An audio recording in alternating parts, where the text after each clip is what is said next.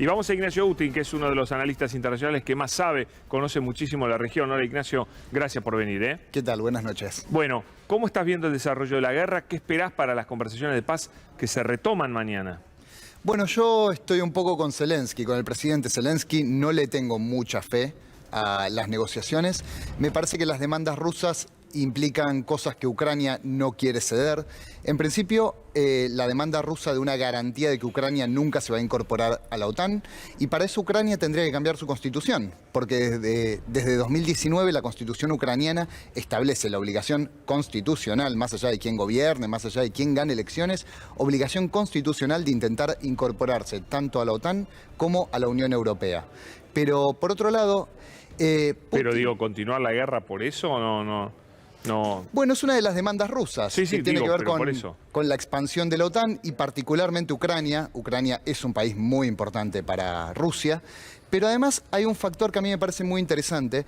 Putin el viernes pasado dijo abiertamente que las Fuerzas Armadas de Ucrania deberían llevar adelante un golpe de Estado. ¿Y qué quiere decir con esto? Por un lado, si llama abiertamente a las Fuerzas Armadas a un golpe de Estado es porque ya tiene algún tipo de contacto con las Fuerzas Armadas. Si no, no lo diría. Y por otro lado, también explicita algo que ya viene diciendo hace rato, que es que a Putin no le interesa a Volodymyr Zelensky como interlocutor. No lo ve como un interlocutor válido. No, claro. Y es lógico. Es lógico desde el punto de vista de Putin que no lo vea como un interlocutor válido, porque Zelensky no tiene mucha experiencia política. De hecho, nunca ejerció un cargo público antes de ser presidente. Era actor, recordemos, era comediante. Y claramente esta situación lo sobrepasa. Él obviamente tiene un equipo de ministros y demás, pero no estaba preparado para una situación así. Y por otro lado... En Ucrania, hoy por hoy, no existe ningún partido fuerte cercano a Rusia, cuando tradicionalmente existían partidos más, digamos, pro-occidentales y partidos más prorrusos. Hoy por hoy, el principal partido, llamémosle prorruso, es el partido opositor, Plataforma Opositora por la Vida, así se llama el partido, y el líder de este partido, Medvedchuk, está preso. Desde el año pasado está en prisión domiciliaria. Es decir, Rusia no tiene ningún interlocutor. Por eso, ahora que se están llevando adelante las negociaciones en Bielorrusia, antes de ayer en Gomel, mañana serán en Brest, en una ciudad muy cercana a la frontera con Polonia, está dando vueltas por ahí Viktor Yanukovych. Viktor Yanukovych es el expresidente de Ucrania, fue presidente de 2010 a 2014, un hombre muy cercano a Rusia, políticamente muy cercano a Rusia, que venía del oriente ucraniano, de la zona más cercana política, culturalmente a Rusia. Y fue la caída de este presidente en 2014, después de una serie de manifestaciones, lo que impulsó la guerra, que inició en abril de 2014. Entonces, que esté dando vueltas por Bielorrusia en este momento es al menos curioso. Vos decís Rusia le pone las fichas a él. Es una posibilidad. Ok, sí. Ok. ¿Lo quieren preguntar? Ignacio, sí. No, por favor, no. Por favor. Muchas gracias. Ignacio, te quiero preguntar, ¿vos no crees que con toda esta movida que hay de parte de la OTAN y de sus aliados, de Estados Unidos, la están empujando cada vez más a Rusia a tener una posición cada vez más fuerte, ¿no? Y de irse definitivamente a armar un polo quizás con China? No voy a hablar de la posición de China porque no está clara a esta altura del partido, pero la están como acorralando a Rusia, da toda esa sensación. Sí, pero no es algo de ahora, es un proceso muy largo que tiene que ver justamente con las demandas de Rusia. Las demandas de Rusia tienen que ver con la reestructuración de las políticas de seguridad y defensa de Europa que vienen de los 90. Claro, en los 90 la Rusia de Boris Yeltsin no era la Rusia de Putin, era una Rusia muy debilitada, que venía de la disolución soviética, que venía de la gran privatización de todas las empresas públicas, estatales que existían durante la Unión Soviética.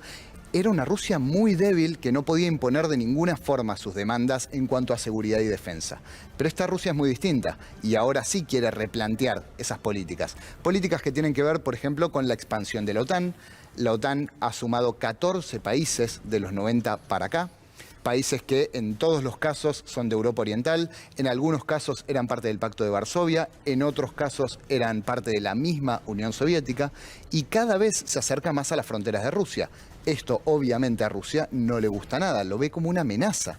Y yo creo que estas demandas rusas son por lo menos atendibles. Por lo menos hay que escucharlas, porque en algún momento Estados Unidos, ante el mismo dilema, ante el mismo problema de tener, por ejemplo, misiles muy cerca de su territorio, tuvo la misma reacción. A Estados Unidos tampoco le gustó nada la posibilidad de que la Unión Soviética instalara bases militares en Cuba, por ejemplo, en el 62.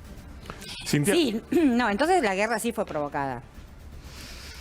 Es, Y qué sé yo, es debatible. Otra Porque cosa, digo, porque este avance de la OTAN, después del compromiso histórico de no avanzar hacia el este, y la OTAN sigue avanzando, lo que no me quedó claro es, vos decís que Zelensky está obligado a que, Ucrania está obligada a participar de la OTAN por mandato constitucional. No así es. No sabía. Ucrania necesita incorporarse por mandato constitucional. Ahora Eso, perdón. Zelensky asume por un golpe de Estado. No. No. No. En 2014 Zelensky no asume por un golpe de Estado. Zelensky no asume en 2014, Zelensky asume en 2019. Claro, en 2014 Pero empiezan digo, los con el gobiernos conflicto, digo, más de nacionalistas 2014. de derecha. Sí, en 2014 lo que hay es una manifestación muy importante que termina por derribar un gobierno, Exacto. el gobierno de Viktor Yanukovych. O sea, entonces el gobierno de Zelensky, producto de ese conflicto, ¿no es también un poco, no viola las reglas de la Constitución de Ucrania? No, de No. ninguna forma, porque después de esto, llamémosle golpe de Estado, que me parece debatible, hay algo que es cierto, no se siguieron las vías democráticas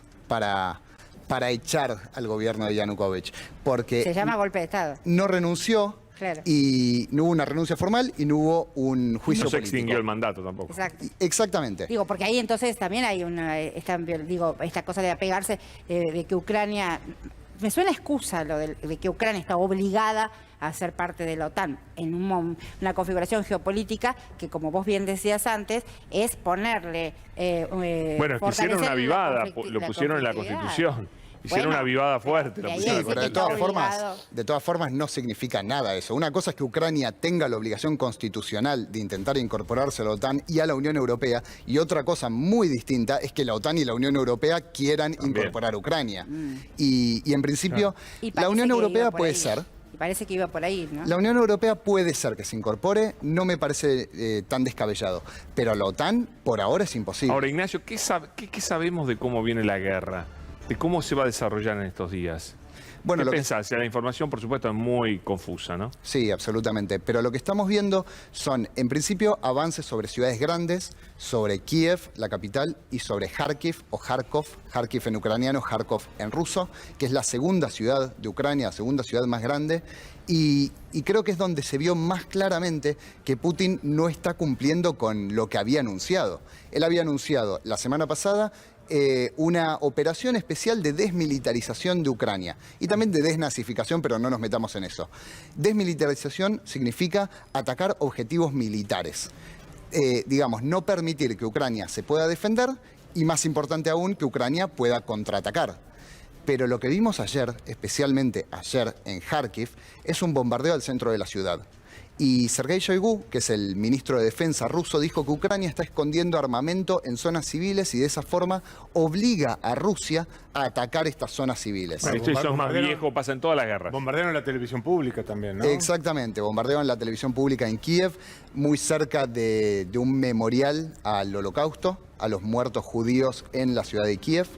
Y eso, por supuesto, que es muy importante, es algo muy simbólico. Ahora, Ignacio, perdón, ¿los foros internacionales están logrando determinar bien cómo abordar esta cuestión del injerencismo de Rusia? Porque al fin y al cabo, evidentemente hay una doble vara entre el injerencismo ruso y el injerencismo de los países que nos caen bien dentro de la OTAN.